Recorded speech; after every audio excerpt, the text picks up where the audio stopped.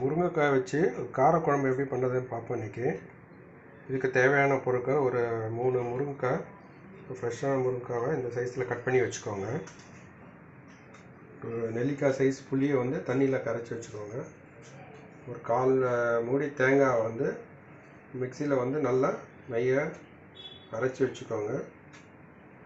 ஒரு தக்காளி, ஒரு வெங்காயம், அதையும் நல்லா பேஸ்ட் மாதிரி பண்ணி வச்சுக்கோங்க, பியூரி மாதிரி. தேவையான அளவு மிளகாத்தூள், வீட்டு மிளகாத்தூள், இது மஞ்சள் தூள்,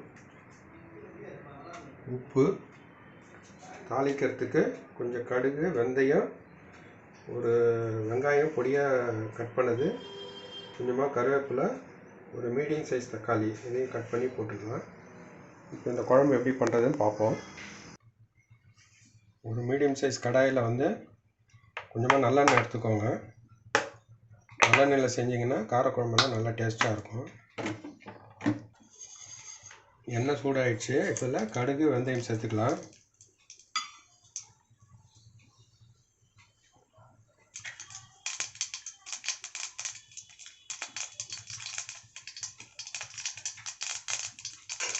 கருவேப்பிலை, பொடியாக கட் பண்ணி வச்ச வெங்காயம்,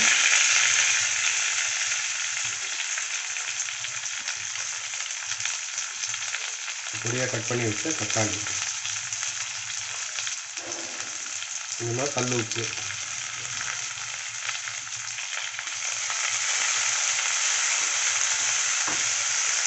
நல்லா வதக்கி விட்டுருங்க. நல்லா வதங்கினப்போ ஒரு 4-5 பூண்டு பல்லை வந்து தட்டி போட்டுக்கோங்க. பூண்டு காரக்குழம்புல போட்டிங்கன்னா டேஸ்ட்டாக இருக்கும். வேண்டான்றவங்க இதை அவாய்ட் பண்ணிடலாம். இப்போ அரைச்சி வச்ச வெங்காயம் தக்காளி பேஸ்ட்டு இதை சேர்த்துக்கலாம்.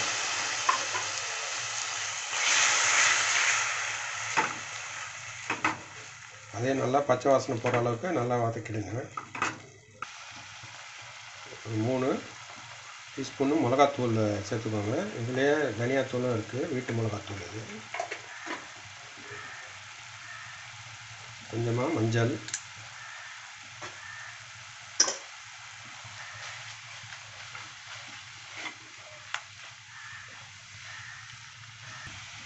இப்போ இதில் கட் பண்ணி வச்சுருக்கிற அந்த முருங்கைக்காயும் சேர்த்து நல்லா வதக்கி விட்ருங்க.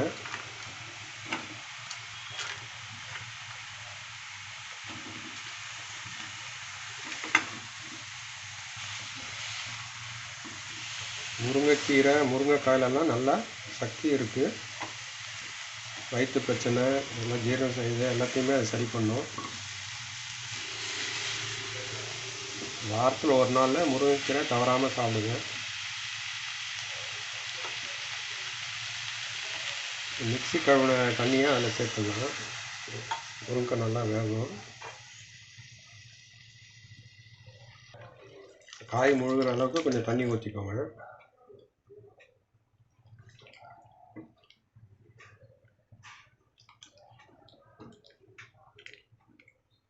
மூடி போட்டு ஒரு 5 நிமிஷம் கொதிக்க விட்டுருங்க.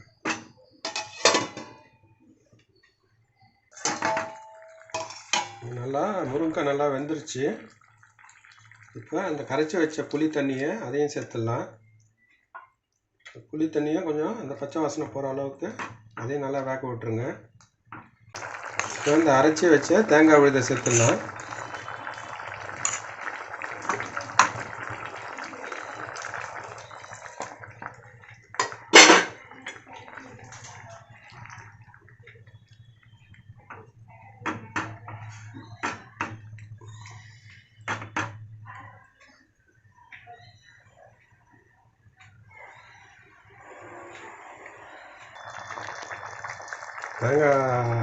அரைச்சி வச்ச தேங்காய் விழுதை சேர்த்து ஒரு 3-4 நிமிஷம் கொதிச்சப்புறமா கொத்தமல்லியை தூவி விடுங்க. ஸ்டவ் அணைச்சிடலாம். முருங்கைக்காய் காரக்குழம்பு ரெடி ஆகிடுச்சு. நீங்களும் ட்ரை பண்ணி பாருங்கள்.